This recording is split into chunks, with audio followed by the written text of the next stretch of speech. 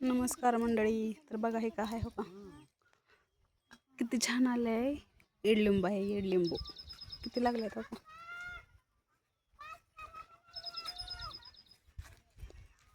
लय मोठा झालाय ईडलिंबू.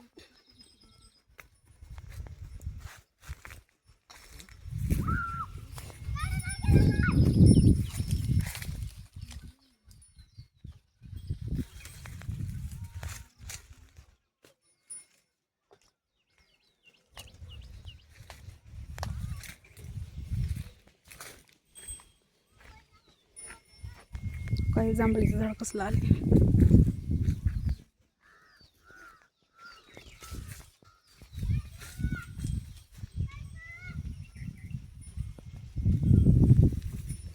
कडीपत्त्याचं झाड कसलं आहे हो का. इथं कडीपत्ता न्यायचा आता घरी. लय बारके बारके झाड आले आणि लय मोठं झाड आहे.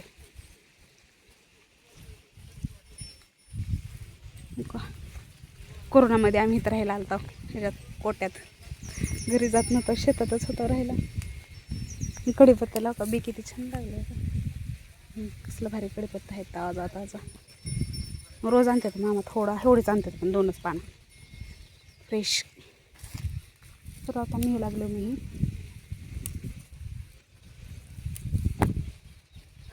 उद्याच्याला मी जाणार आहे तुळजापूरला माझ्या मम्मीकडं. तर बघा ही नाही लागलो मी कडीपत्ता तिकडं. कडीपत्ता, थोडी वांगी घेतली होती आणि मिरच्या इकडलं थोडं थोडं नेत असते मी जाताना. तर बघा किती छान आलं आहे कडीपत्ता हो का. लयच भारी आला आहे, हिरवागार आहे ना.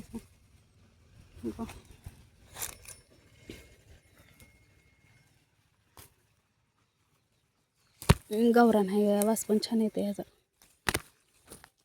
कसलं भारी आहे. असं लिंबाच्या ढाळ्या लागल्या ह्याचा ह्याला.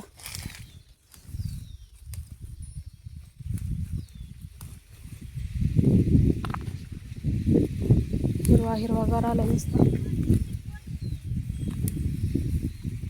आम्ही असं विकत काही जास्त बघा, आमच्यात फक्त शेंगदाणं, असं साखर, चहापत्ती आणता आम्ही. नाहीतर सगळं का आमच्या घरचंच असते. शेतातलंच वांगी माळवं सगळं आम्ही शनिवारच्या बाजारी का नाही इथं सगळं इथनंच बाजार भरून येतो.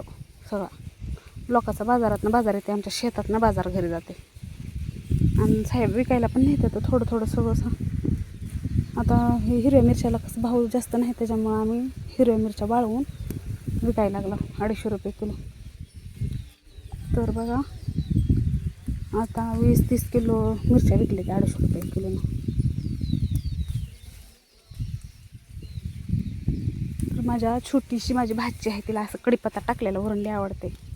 त्याच्यामुळे मी माझ्या स्पर्शिकासाठी मग हे असलं हे कडीपत्ता, तिला कच्चे आंबे आवडते. तर मग जाताना घेऊन जाणार आहे त्यासाठी माझ्या स्पर्शसाठी. मग हे नारळाचं झाड लावलेलं आहे. ही आमच्या भाऊजीची आठवण आहे, माझ्या मोठ्या दिराने लावलेलं आहे. कसलं भारी आहे. तिकडे चिक्कूचं झाड आहे. तर किती छान कडीपत्ता आहे बघा, कसलं भारी आहे. लय छान आहे कडीपत्ता.